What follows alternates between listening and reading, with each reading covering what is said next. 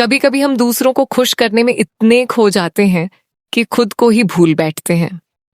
जिंदगी शायद बहुत आसान हो जाए अगर हम अपनी खुशियों को भी उतनी ही अहमियत दें जितनी दूसरों की खुशियों को देते हैं। शायद इसी सोच ने मुझे अपना YouTube चैनल बनाने की हिम्मत दी। खाना बनाना मेरा शौक भी है और मेरा नसीब भी, क्योंकि मैं एक पत्नी हूं, एक माँ हूं और एक औरत हूं। लेकिन अब इसी काम में मुझे अपनी एक नई पहचान बनाने की संभावना दिखाई देती है। रसोई के इस स्वाद में मैंने अपने जीवन का सफर देखना शुरू कर दिया है।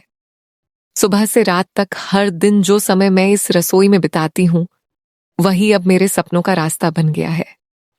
मैं उस मंजिल की ओर बढ़ रही हूं जहां मेरी पहचान मेरे अपने प्रयासों से बने, जहां कोई मेरे ऊपर किए गए खर्चों का एहसान न जताए, बल्कि मेरी मेहनत और लगन को पहचाने। शुरुआत करना कभी आसान नहीं होता।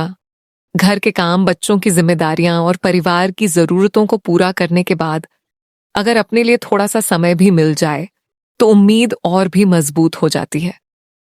इस सफर में मुझे एक बात जरूर समझ आ गई है कि जिस समाज और उन 4 लोगों से हम अक्सर डरते हैं, वे कोई अनजान लोग नहीं होते। वे वही लोग होते हैं जिनके साथ हम रहते हैं, जिनके साथ एक ही छत साझा करते हैं।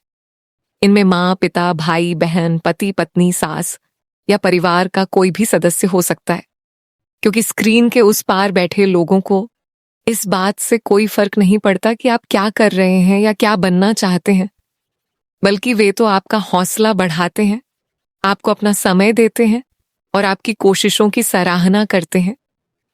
असल चुनौती बाहर के समाज से लड़ने की नहीं होती, बल्कि उन विचारों से लड़ने की होती है जो कभी कभी हमारे अपने लोगों के मन में बसे होते हैं। इसलिए अगर आपके पास कोई सपना है तो उसे सिर्फ इसलिए मत छोड़िए क्योंकि किसी ने कहा कि यह नहीं हो सकता। अपने सपनों पर विश्वास रखिए, क्योंकि सफलता उन्हीं लोगों के कदम चूमती है जो मुश्किलों के बावजूद आगे बढ़ते रहते हैं। उम्मीद है कि आपको मेरा यह सफर और मेरी रेसिपीज पसंद आएंगी।